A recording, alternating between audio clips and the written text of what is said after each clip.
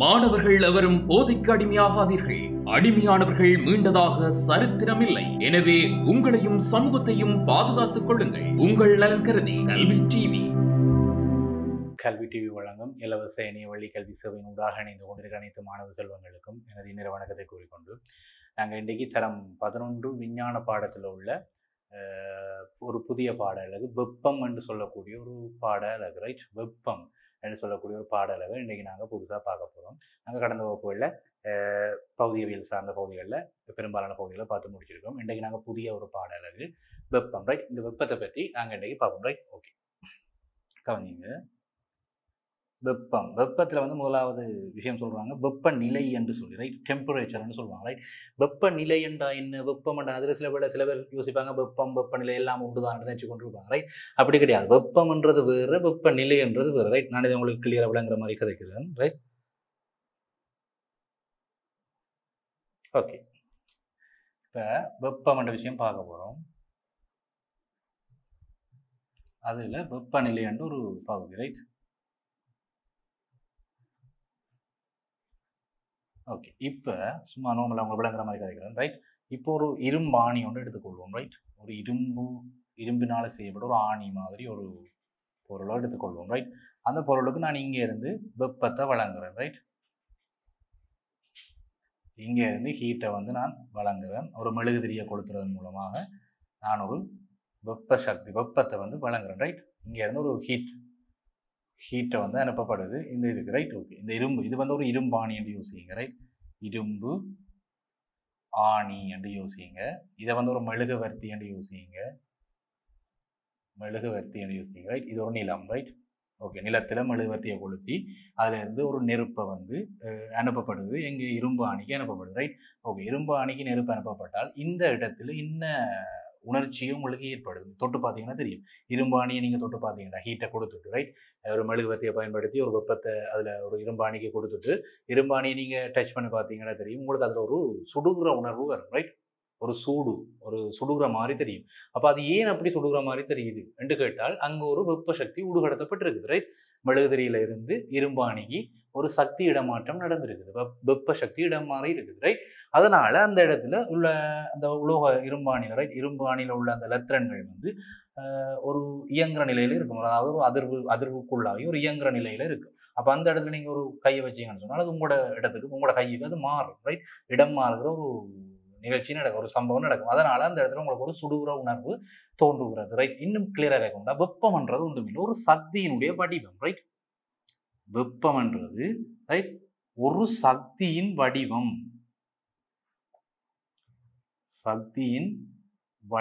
என்று சொல்லுவோம், ரைட்? வெப்பம் என்றவர் ஒரு சக்தியின் வடிவம். அப்படின்னா என்னென்றால் இப்போ சக்திகளை பற்றி நாங்கள் கடந்த வகுப்பில் தெளிவாக பார்த்தோம்னாங்க. சக்திகள்ன்றது ஆக்கவோ அழிக்கவோ முடியாது, ஆனால் ஒரு வடிவத்திலிருந்து பெரிதொரு வடிவத்துக்கு மாறப்படக்கூடியதை நாங்கள் சக்தி என்று கருதுகிறோம், ரைட்?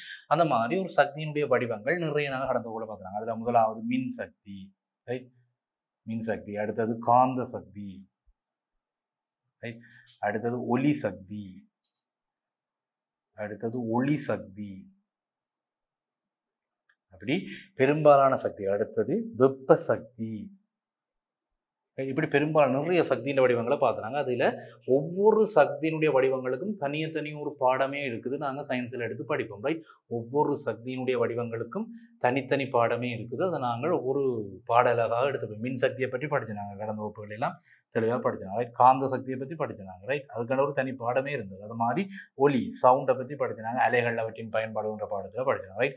அடுத்தது ஒளி லைட்டை பற்றி கேத்திரகணித ஒளியிலான ஒரு பாடமே அதுக்கு இருந்தது, ரைட்? அந்த மாதிரி இப்போ வெப்பம் என்று சொல்லக்கூடிய ஒரு பாடம், அதாவது வெப்ப சக்தியை பற்றி படிக்கிறதுக்காக இருக்கிற ஒரு பாடம் வெப்ப சக்தி, அதாவது வெப்பம், ரைட்? அது ஒரு சக்தியினுடைய வடிவம்.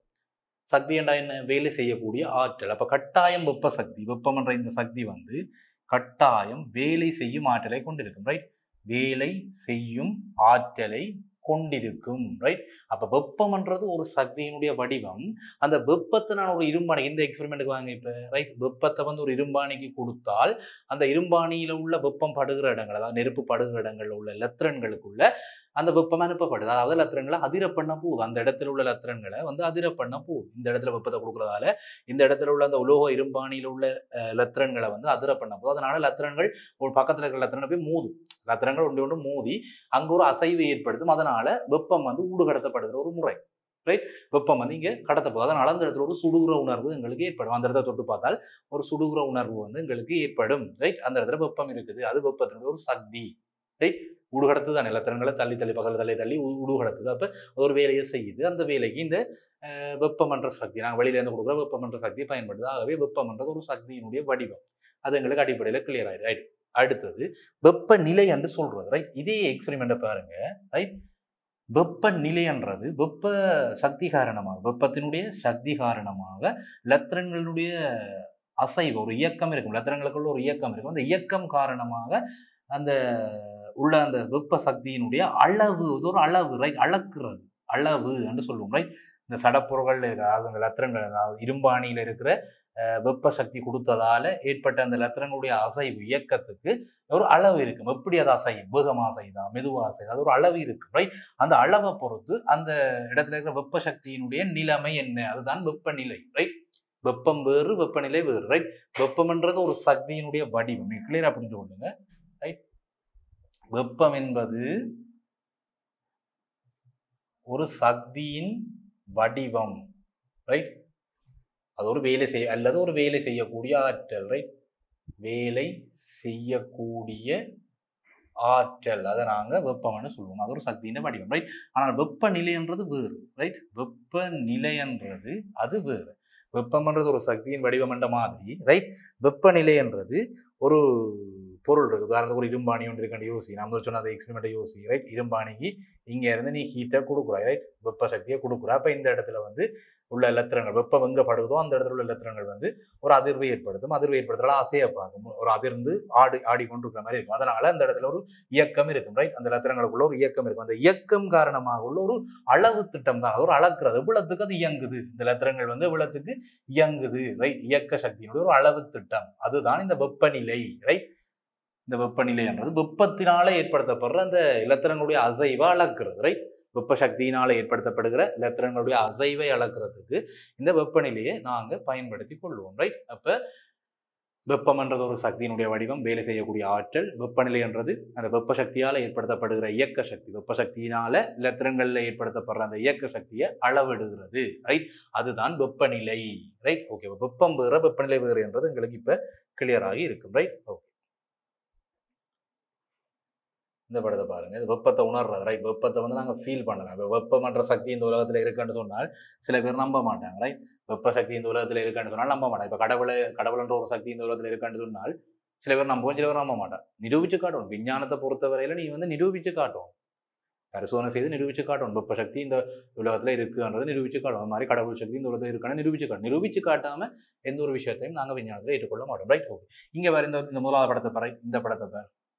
ஒரு சின்ன பிள்ளை உண்டு ஐஸ்கிரீம் குடிக்கிற மாதிரி. நீ சின்ன பிள்ளையா இருக்கக்குள்ள அப்படி ஒரு ஐஸ்கிரீமோட குடிச்சிருப்ப. ரைட், இந்த ஐஸ்கிரீம் குடிக்கக்குள்ள அந்த பிள்ளையினுடைய உணர்ச்சி எப்படி இருக்குமென்று கேட்டால், அந்த உணர்வு எப்படி இருக்குமென்று கேட்டால் ஒரு குளிர்மையான ஒரு உணர்வும். ரைட், ஒரு குளிர்மையாக உணரும். ரைட், குளிர்மையான ஒரு உணர்வு இந்த பிள்ளைக்கு இருக்கு. என்ன ரீசன், ஐஸ்கிரீம் இல்லை குடிக்குது. இது வந்து ஐஸ்கிரீம். ரைட், இது வந்து ஐஸ்கிரீம். ஐஸ்கிரீமுக்கு இருக்கிற வெப்பநிலை வந்து கிட்டத்தட்ட ஒரு நீரினுடைய பனிக்கட்டி நிலையில் இருக்கிற வெப்பநிலை. ஒரு தண்ணி வந்து பனிக்கட்டி மாதிரி உருகிற பனிக்கட்டி மாதிரி, அந்த பனிக்கட்டி சேப்பில் இருந்ததுன்னு சொன்னால் அதுக்கு என்ன மாதிரி வெப்பநிலை இருக்கும்னால் கிட்டத்தட்ட 0 பாகை C. இதெல்லாம் கேள்வி இதே நாங்கள் படிப்போம். ரைட், 0 பாகை C என்று குறிக்கிறது வெப்பநிலை அளக்கிற முறைகள். அது நாங்கள் பின்னுக்கு தொடர்ச்சியாக படிப்போம். நீ சின்ன பிள்ளை கேள்விப்பட்டிருப்பேன். பனிக்கட்டியினுடைய வெப்பநிலை வந்து 0 பாகை செல்சியஸில் இருக்கும். என்ன ரைட், அப்போ 0 பாகை செல்சியஸை பற்றிலாம் நாங்கள் பின்னுக்கு செல்சியஸில் எப்படி அளக்கிறது, கேள்வியில் எப்படி அளக்குறதுன்ற பற்றிலாம் நாங்கள் பின்னுக்கு தெளிவாக படிப்போம். இங்கே சும்மா விளங்குறதுக்காக ஆகிறேன். ரைட், இந்த ஐஸ்கிரீமினுடைய வெப்பநிலை வந்து 0 பாகை செல்சியஸ். ரைட், அப்போ அதனுடைய வெப்பநிலை மிக குறைவு. அதனால தான் அது குளிர்மையான உணர்வை தருது. ரைட், ஓகே, இப்போ ரெண்டாவது படத்தை பேர் ஒரு பிள்ளை வந்து தண்ணி குடிக்குது. ரைட், சில பிள்ளையை பார்த்தோம், பிள்ளை வடிவாக இருக்குன்னு பிள்ளையை பார்க்காத இங்கே தேத்தண்ணியை பேர். ரைட், ஓகே, இந்த தேத்தண்ணியை பேர் தேத்தண்ணியில் வந்து இப்போ இதில் புகையெல்லாம் போகிற மாதிரி கிடையாது படத்தில். ரைட், புகை போதெல்லாம் ஒரு கொதிக்கிற தண்ணி மாதிரி கிடக்கு. ரைட், ஒரு சுடு தண்ணி மாதிரி கிடக்கு. தேத்தண்ணினா சுடு தானே. ரைட், அந்த சுடு தண்ணி இருக்கிறதால வந்து அந்த தண்ணி வெப்பநிலை விளங்குறதுக்காக 100 பாகை C. ரைட், 100 பாகைசி 100 பாகைசியில் அந்த வெப்பநிலை இருக்குன்னு சொல்றேன் ரைட். 100 பாகைசியில் இந்த வெப்பநிலை இருக்கு, ஒரு கொதிக்கிற தண்ணின்னு சொன்னால் அந்த இடத்துல அந்த பிள்ளைகளுக்கு உணர்வு எப்படி இருக்கும்? ஒரு சுடுகிற உணர்வா இருக்கும் ரைட், சூடு ரைட். ஓகே, அப்போ இந்த 100 பாகைசி 0 பாகைசி என்றது இந்த வெப்பத்தினுடைய அளவை பொறுத்து தான் மாறும். உங்களுக்கு கிளியரா தெரியும் ரைட். வெப்பத்தினுடைய அளவு இங்க சுடுதண்ணியில இருக்கிற வெப்பத்தின் அளவு அதிகம். என்ன வெப்பத்தின் வெப்ப சக்தி ரைட், வெப்பமர ஒரு சக்தி என்ன பார்த்துட்டோம். அப்ப வெப்ப சக்தியின் அளவு இங்க அதிகம் ரைட். என்ன காரணம்? தண்ணி சுடுவதில்லை, அப்ப வெப்ப சக்தி அங்க அதிகமா இருக்குது, வெப்ப சக்தியின் அளவு அதிகம். இங்க ஐஸ்கிரீமுக்குள்ள இருக்கிற மூலக்கூறுகளுக்கு இங்கே தண்ணி சுடுதண்ணிக்கு இருக்கிற மூலக்கூறுகளுக்கு வெப்ப சக்தியினுடைய சக்தி வந்து அதிகமா இருக்கு. இங்க ஐஸ்கிரீமுக்குள்ள பாத்தீங்கன்னா வெப்ப சக்தியின் அளவு குறைவாக இருக்குது ரைட். வெப்ப சக்தியினுடைய அளவு வந்து குறைவாக இருக்கு. ஏனென்றால் இங்க ஐஸ்கிரீமுக்குள்ள இருக்கிற மூலக்கூறுகள் வந்து பொதுவாக மூமெண்ட்ல இருக்கு, அதாவது ஒன்று கொண்டு இறுக்கமா இருக்கு, அசைவுகளை ஏற்படுத்தாது அவ்வளவு ஈஸியா. ஆனால் இங்க வெப்ப சக்தி கூடிய இடத்துல சுடுதண்ணியில பார்த்தீங்கன்னா சொன்னா வெப்ப சக்தி கூட இன்னொரு இது கேட்டால் அங்கே தண்ணிகள் மூலக்கூறுகள் வந்து ஆடி அசைஞ்சு கொண்டு இருக்கும் ரைட். அது சுடுகிற நிலைமை காரணமாக, சுடுகிற தன்மை காரணமாக அங்க வந்து வெப்ப சக்தி அதிகமா இருக்குது. அதனால அது சூடு என்று சொல்லக்கூடிய உணர்வு எங்களுக்கு தண்ணி கோப்பை எடுத்து தொட்டு பார்த்தீங்கன்னா தெரியும், உணர்வு சுடு தண்ணியை ஊற்றி போட்டு தொட்டு பார்த்தீங்கன்னா அது சுடும் ரைட். ஆனால் இங்கே ஐஸ்கிரீம் நீ எடுத்து குடிக்க, ஐஸ்கிரீம் குடிக்க ஐஸ்கிரீமை கையால் தொட்டு பார்க்கலையும் சரி உனக்கு அதுல சூடு தெரியாது ரைட். அதுல சூடு குறைவாக இருக்கும், ஒரு குளிர்ற தன்மை இருக்கும் ரைட். அப்ப அந்த குளிர்ற தன்மை சுடுகிற தன்மையை தீர்மானிக்கிறது யார் என்று கேட்டால் வெப்ப சக்தி ரைட். அந்த பொருள்ல இருக்கிற சடப்பொருள்ல இருக்கிற வெப்ப சக்தியினுடைய அளவு தான் அது சுடுவதா அல்லது குளிர்தான்றதை தீர்மானிக்க போகுது ரைட். அப்ப வெப்பம்ன்றது ஒரு சக்தியினுடைய வடிவம், வெப்பநிலை என்றது அந்த வெப்ப சக்தியினுடைய அளவீடு ரைட். வெப்ப சக்தி எவ்வளவுக்கு இருக்கு அந்த பொருள் என்றதை அளவிடுகிற ஒரு முறை ரைட். இங்க 100 பாகை என்று கதைக்கிறது வெப்பநிலை ரைட். 100 பாகை என்று கதைக்கிறது வெப்பநிலை, அதுதான் அடிப்படை. வெப்பம் பற்றி படிக்க போறீங்கன்னா அதுக்கான பேசிக்கே அந்த வெப்பநிலை தான் ரைட். டெம்பரேச்சர்ன்றதை குறிக்கிறது. பெரிய பெரிய கால்குலேஷன் பாட்டில நாங்கள் படிக்கக்கூட பின்னுக்கு படிக்கக்குள்ள டெம்பரேச்சரை பற்றி கதைப்போம் ரைட். அதுக்காக தான் அடிப்படையில் நாங்கள் அதை படிச்சு கொடுக்குறோம் ரைட். அப்போ வெப்ப சக்தி எவ்வளவுக்கு இருக்குது, அந்த வெப்ப சக்தியுடைய எஃபெக்டிவ் எவ்வளவு இருக்குது ரைட். வெப்ப சக்தி ஒரு பொருள், ஒரு சட பொருள், அது இப்போ தேத்தனி கோப்பையா இருக்கலாம் அல்லது இந்த ஐஸ்கிரீமா இருக்கலாம், எதையாவது நீங்க அதை எக்ஸாம்பிள் எடுத்துக்கொள்ளலாம். எந்த ஒரு சடப்பொருள் எடுத்துக்கொண்டாலும் அதுல வெப்ப சக்தியினுடைய அளவு எவ்வளவுக்கு இருக்குதுன்றதை நாங்க இந்த வெப்பநிலையை வச்சு முடிவெடுத்து கொள்ளலாம் ரைட். வெப்பநிலை என்றது ஒரு பிரமாணத்தை கொடுப்போம் தானே. வெப்பநிலை 100 பாகை சி என்றால் அங்க பெரிய ஒரு வெப்ப சக்தி இருக்குது ரைட். வெப்பநிலை வந்து ஒரு பெருசா இருக்குன்னு சொன்னால் அங்க ஒரு பெரிய வெப்ப சக்தி இருக்குது. 100 பாகை சி என்றது ஒரு பெரிய வெப்பம் உள்ள ஒரு பகுதி, சுடக்கூடிய ஒரு பகுதி. அது மாதிரி 0 பாகை சி வெப்பநிலைன்றது ஒரு குறைவான வெப்பம் அங்க இருக்குது, வெப்பம் குறைவா இருக்குது ரைட். அப்போ 0 பாகை சில வெப்பநிலை இருக்குன்னா அந்த இடத்துல வெப்பம் குறைவா இருக்குதாக அந்த இடத்துல நாங்கள் பயப்படாம சொல்லலாம். எந்த ஒரு சுடுகிற உணர்வும் எங்களுக்கு வராது, காரணம் அது குறைவான வெப்பம் இருக்கிறபடியா அது ஒரு குளிர்மையான உணர்வு எங்களுக்கு தரும் ரைட். இது 0 பாகை சி இல்லாமல் சில நேரங்களில் பார்த்தீங்கன்னா -15 பாகை சி எல்லாம் இருக்கு. சில அந்த யூஸ் பேக்கெட்டுகள் வாங்கி குடிப்பீங்க சின்ன வயசுல இருக்கீங்களா ரைட். யூஸ் பேக்கெட்டுகள் வாங்கி குடிக்கலாம், அதில் போட்டுருவாங்க இது -15 பாகை சி. சில குளிர்சாதன பெட்டிகள் இருக்கக்கூடிய சில குளிர்பானங்களா இருக்கலாம் அல்லது ஏதோ யூஸ் பேக்கெட் எல்லாமே இந்த -15 பாகை சி சொல்லுவாங்க. இப்போ பாகை சி 0 தான் இருக்கணும் மட்டும் இல்லை, மைனஸுக்கு வந்தால் இன்னும் நல்ல குளிர்மையான ஒரு உணர்வை தரும். குளிர்சாதன பெட்டிகள் இருக்கக்கூடிய பொருட்கள் எல்லாமே அப்படி இருக்கும் ரைட். இன்னும் குளிர்மையான ஒரு உணர்வை தரும், காரணம் அங்க வெப்ப சக்தியுடைய அளவு மைனஸுக்கு போகுது. இந்த மைனஸுக்கு போனால் வெப்ப சக்தி இல்லை அங்க ரைட். அப்ப வெப்ப சக்தியினுடைய அளவு குறைவாக இருக்குது ரைட். வெப்ப சக்தியுடைய அளவு கூடவா இருக்குன்னா 100 பாகை சி கொதிநிலையில் இருக்கக்கூடிய ஒரு பொருள் ரைட். அப்ப வெப்பநிலையை வச்சுக்கொண்டு நாங்க ஒரு முடிவு எடுக்கலாம், வெப்பத்தினுடைய அளவு. அப்ப வெப்பநிலை என்றது ஒன்றும் இல்லை, வெப்பத்தினுடைய அளவு, வெப்ப சக்தி எந்த அளவுக்கு இருக்குது ரைட். அதை வச்சுதான் நாங்க வெப்பநிலையை தீர்மானிப்போம் ரைட். ஓகே, இது இப்ப எல்லாருக்கும் விளங்கி இருக்கும்னு நினைக்கிறேன் ரைட். அடுத்து பாருங்க, இதுல இந்த வசனத்திலே சொல்லியிருக்கான், வெப்பநிலை என்பது ஒரு பொருளாக்கப்பட்டுள்ள துணிக்கைகளில் காணப்படும் இயக்க சக்தி தொடர்பான ரைட். வெரி குட்டான ஒரு நோட் இது ரைட். இது ஒரு முக்கியமான பாயிண்ட் ரைட். அப்ப வெப்பநிலை என்றது என்னன்னு கேட்டால், வெப்பநிலை என்றது என்னன்னு கேட்டால் ஒரு பொருள், ஒரு சட பொருள், அதாவது ஒரு இரும்பானியை யோசி, இரும்பானியை இந்த இடத்துல ஹீட் பண்றாய் ரைட். இந்த இடத்துல வெப்பத்தை கொடுத்து ஹீட் பண்றேன்னு சொன்னால் இங்க வெப்பத்தை கொடுக்கறதால என்ன நடக்க போகுது, இந்த பகுதியில் உள்ள எலக்ட்ரான்கள் எல்லாமே ஒரு அதிர்வு நிலையில இருக்கும், காரணம் வெப்பத்தை பெற்று ஒரு மூவ் பண்ற நிலைக்கு இருக்கும். ஆனா இந்த பகுதியில் இருக்கிற எலக்ட்ரான்கள் எப்படி இருக்கும், இந்த முனையில கோளினுடைய இந்த பக்கத்துல இருக்கக்கூடிய எலக்ட்ரான்கள் எல்லாம் அப்படி இருக்கும், அங்க வெப்பம் கொடுக்கல நாங்கள், அதனால அந்த இடத்துல அது தண்டவாளம் அப்படியே இருக்கும் ரைட். ஒரு மூவ்மெண்ட் இருக்காது, தண்டவாளம் அப்படியே இருக்கும், அதிராது ஒன்றும் அதிராது, அசையாம அப்படியே இருக்கும். அப்ப இந்த இடத்துல இருக்கிற வெப்பம் வந்து ஒரு அரை வெப்பநிலையில ஒரு 30 பாகை சில இருக்கும் சும்மா கொள்றோம் ரைட், நார்மலா இருக்கு. இங்க நீ ஹீட் கொடுத்தபடியா இங்க வந்து வெப்பத்து அது அசைவு கொஞ்சம் கூட இருக்கு. அப்ப இந்த இடத்துல ஒரு நான் சும்மா விளக்குறதுக்காக ஒரு 60 பாகை என்று போறோம் ரைட். 60 பாகை என்று போறோம். ஏன்னா இங்க வெப்பத்தை கொடுத்த நீங்கள், அதனால வந்து அங்க எலக்ட்ரான்கள் வந்து அசைவை ஏற்படுத்த போகுது, அதனால அங்க வந்து வெப்பநிலை கூட போகுது ரைட். அப்ப இந்த இடத்துல சூடு இருக்கிறபடியால, இங்க இடத்துல சூடு இருக்கிறபடியால வெப்பநிலையில ஒரு பெரிய வித்தியாசம், பெரிய மாற்றம் ஒன்று வருது. ரைட், இங்க வந்து நீ எந்த ஒரு சூடும் கொடுக்கையில அது அப்படி இருக்கிற மாதிரி அப்படியே இருக்கு, அறை வெப்பநிலையில அப்படியே இருக்கும். அதனால அது 30 பாகையில இருக்குது. அப்ப நீ ஒரு முடிவு எடுத்துக்கொள்ளலாம், இங்க வந்து வெப்பநிலை கூட 60 இந்த பக்கத்துல வெப்பநிலை கூட.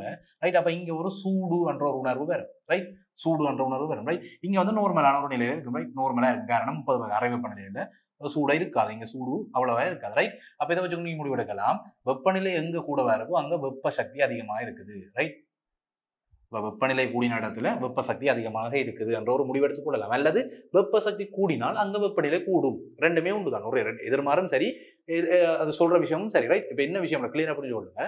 வெப்ப சக்தி கூடின இடத்துல வெப்பநிலை கூடவா இருக்கு. நீங்க இந்த முனையில, இந்த இரும்பானையில இந்த முனையில நீங்க வெப்ப சக்தியை கொடுத்தீங்கன்னு சொன்னால் அந்த இடத்துல கூட இலத்திரன்கள் வந்து மோதி அதிர்வுகள் உள்ளாக்குறதால ஒன்று மோதும். அதிர்வு உள்ளாகிறதால ஒரு இலத்திரன் இன்னொரு இலத்திரனை மோதுறதால ஒரு அசைவை ஏற்படுத்தும். அந்த அசைவால ஒரு இயக்க சக்தி இலத்திரங்களுக்குள்ள கிடைக்கும். ரைட், அந்த இயக்க சக்தியுடைய அளவை விடத்தான் நாங்கள் அளந்தெடுக்கக்குள்ள பாகைசி என்று வெப்பநிலையில அளப்போம். ரைட், அந்த வெப்பத்தினுடைய நிலை எந்த அளவுக்கு இருக்குது, வெப்பம் அந்த பகுதியில எந்த அளவுக்கு இருக்குது, அதுதான் வெப்பநிலை. Right, clear. வெப்பம் வந்து இந்த அளவுக்கு இருக்குது, வெப்பம்ன்றது ஒரு சக்தி தானே, அந்த சக்தி எந்த அளவுக்கு இருக்குதுன்றதை கதைக்கிறது வெப்பநிலை. வெப்பநிலை வேறு, வெப்பம் வேறு, அதை கிளியரா புரிஞ்சு கொள்வோம். ரைட், வெப்பம்ன்றது ஜூல்ல அளக்கிறது சக்தி. ரைட், வெப்பம்ன்றது ஒரு சக்தி, அது ஜூல்ல அளப்போம்.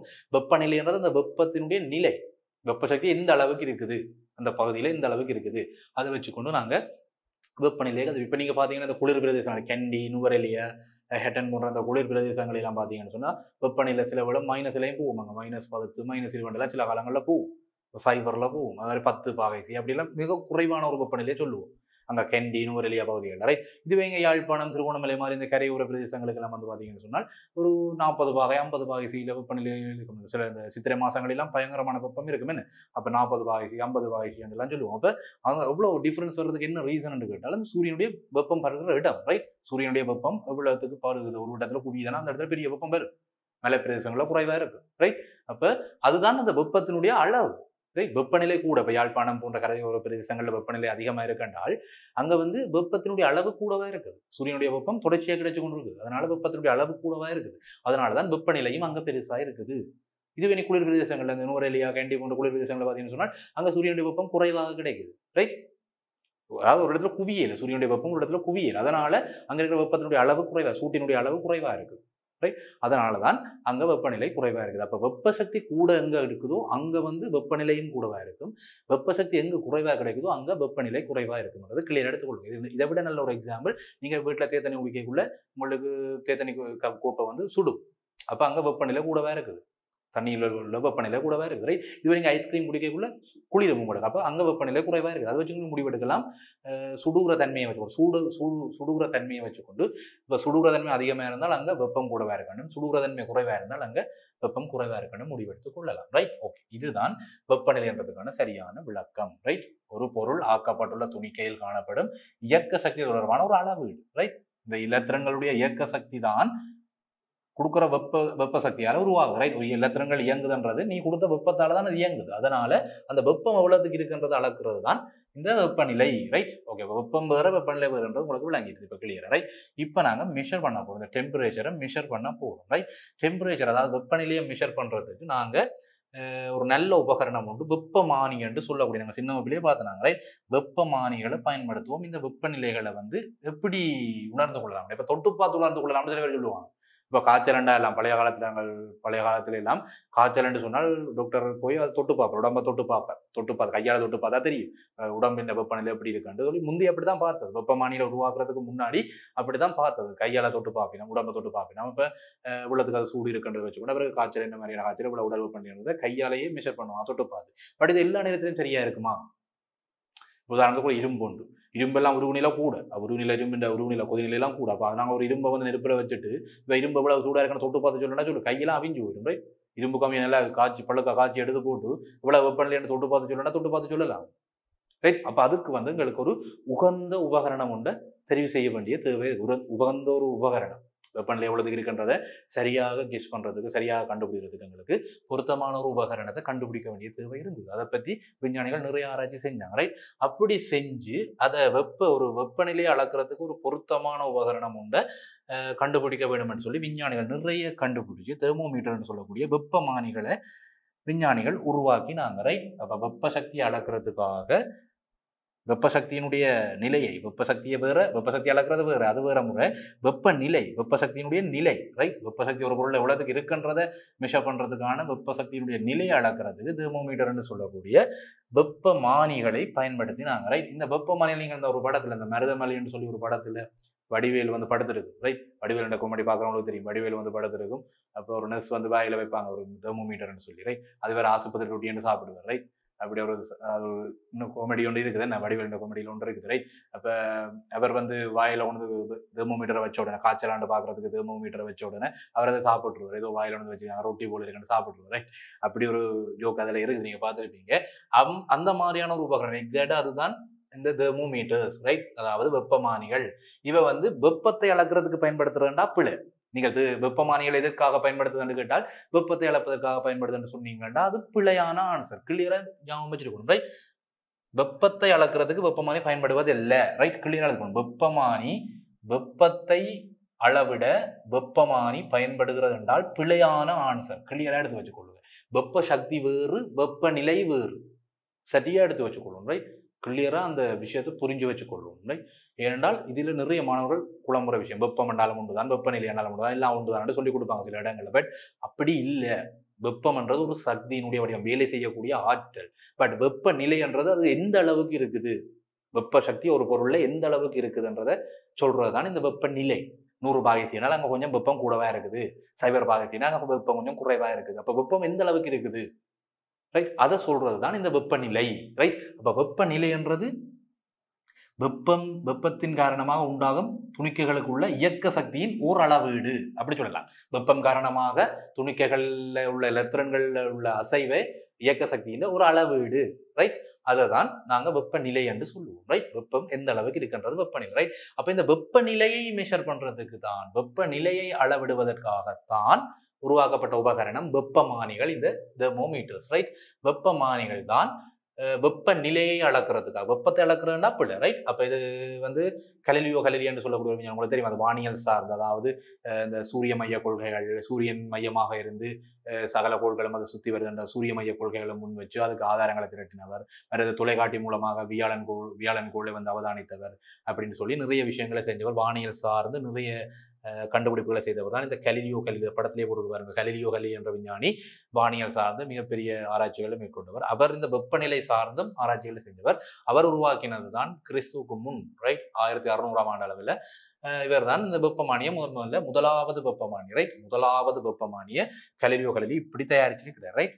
இதுதான் அவர் தயாரிச்ச முதலாவது, இதுல காட்டி இந்த படத்தை பாருங்க, இதுதான் கலிலியோ தயாரிச்ச உலகின் முதலாவது வெப்பமானி. இவர் தான் அந்த விஞ்ஞானி தயாரிச்சவர், இவர் தான், ரைட்.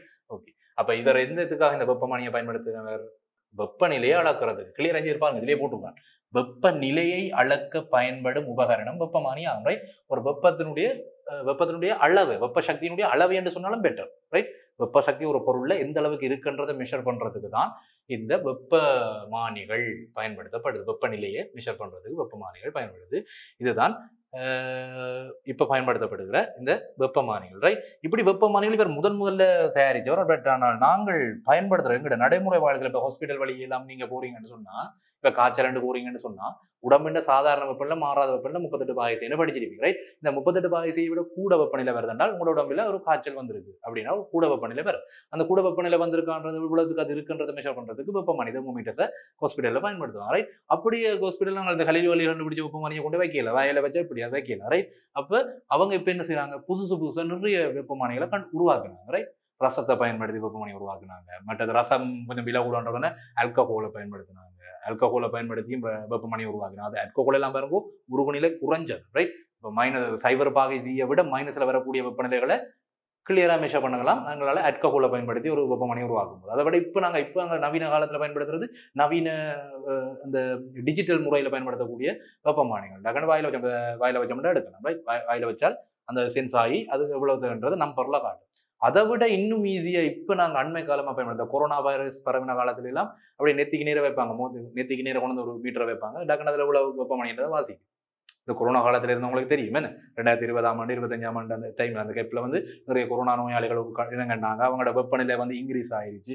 காரணம் உடம்புக்குள்ள வைரஸினுடைய தொற்று பரவினதால வெப்பநிலை, அதாவது வைரஸ்களோட நோய் எதிர்ப்பு சக்தி அடிபடும். என்ன உடம்புக்குள்ள வைரஸ்கள் புதுசாக வந்துட்டுன்னு சொன்னால் உடம்பில் உள்ள அந்த வெள்ளை குருதி அணுக்கள் இருக்கிற நோய் எதிர்ப்பு சக்திகள் போய் அந்த வைரஸோட ஃபைட் பண்ணி அதனால வர வெப்பத்தால தான் உடம்புல காய்ச்சல் வரும். ரைட். அப்போ அந்த வெப்பநிலையை மெஷர் பண்ணுறதுக்கு நவீன காலத்தில் அண்மை காலம் இல்லையா நாங்கள் அந்த டிஜிட்டல் மீட்டர் போய் என்னோட கொண்டபடியை முகத்துக்கு நேரம் வச்சோம்னால் அது இவ்வளவு வெப்பநிலை உடம்பில் இருக்கின்றதை மெஷர் பண்ணி காட்டும். ரைட். அப்போ அப்படி வெப்பமானிகள் நிறைய டெவலப் ஆயிருக்கு. இப்போ நவீன காலங்கள் ஆரம்ப காலத்தில் பயன்படுத்தினா இதுதான், நவீன காலத்தில் இப்படி வந்திருக்கு. ரைட். ஓகே. எங்களுக்கு வந்து இப்போ கண்ணாடியுள் ரச வெப்பமானி என்று சொல்றது. ரைட். கண்ணாடியுள் ரச வெப்பமானி என்றால் ஒரு கண்ணாடி குட்டிகள் இப்படி இதுதான் இருக்கு. ரைட். இதுதான் படம் கிளியரா பாருங்க. ரைட். இதுதான் அந்த கண்ணாடியுள் ரச வெப்பமானி. ரைட். இந்த படத்தை கிளியரா பாருங்க. ரைட். இது ஒரு கண்ணாடி குமிழ். ரைட். ஒரு மெல்லிய ஒரு கண்ணாடி குமிழ். இதான் அந்த வடிவேல் இந்த வாயில வச்சிருப்பாங்க, அந்த யோக்கில் பார்த்துருப்பீங்க மருதமலை என்ற படத்துல. ரைட். வடிவேல் இந்த வாயில வச்சு அந்த தெர்மோமீட்டர் இதுதான். ரைட். வெப்பமானி. ரைட். இது வந்து ஒரு மெல்லிய கண்ணாடி குமிழால ஆக்கப்பட்டிருக்கும். அது கீழே விழுந்தா உடஞ்சு போயிடும். அப்போ கவனமாக கையாள வேணும். ரைட். அப்போ மெல்லிய கண்ணாடி குமிழால தான் இது ஆக்கப்பட்டிருக்கும், கண்ணாடியால தான் ஆக்கப்பட்டிருக்கும். அப்போ இங்கே வந்து முன்னுக்கு கண்ணாடி குமிழ் இருக்கும், முன்னுக்கு கண்ணாடி குமிழ் இருக்கும். அது அந்த கண்ணாடி குமிழுக்குள்ளேயே ஒரு ரசம் போட்டிருக்கும். ரசம்ன்றது வீடுகளில் காய்ச்சல் அந்த மல்லி ரசம் மிளகு ரசம் நினைக்கிறீங்க. ரசம் விலை குறைவு தானே நினைப்பீங்க. மல்லி ரசத்தை வச்சு அதுக்கு விடலாண்டு சில யோசிச்சு கொண்டிருக்கும். வீடுகள் அம்மா வைக்கிற மல்லி ரசத்தை வைக்க விட்டா என்னன்னு. அது மல்லி ரசம் மிளகு ரசம் வேற, இந்த ரசம்ன்றது பாதரசம். ரைட். வெப்பமானி அளக்கிறது பயன்படுத்தப்படுகிற ஒரு உலோகம், திரவ நிலையில் உள்ள ஒரு உலோகம் தான் சொல்லுவோம் நாங்கள். திரவ நிலையில் உள்ள ஒரு உலோகம். ரைட். ரைட். அந்த ரசத்தை இங்க விடுவோம். ரைட். அதை விட்டுட்டு அதுக்கப்புறம் நான் என்ன செய்வோம், ஒரு மயத்துளை குழாயை அந்த ரசம் உள்ளுக்குள்ள அந்த குமுளுக்குள்ள ஒரு மயத்துளை குழாய் உண்ட ஒரு கண்ணாடி துண்டு உண்டு நாங்கள் அதுக்கு வைப்போம், நடுவில் வைப்போம்.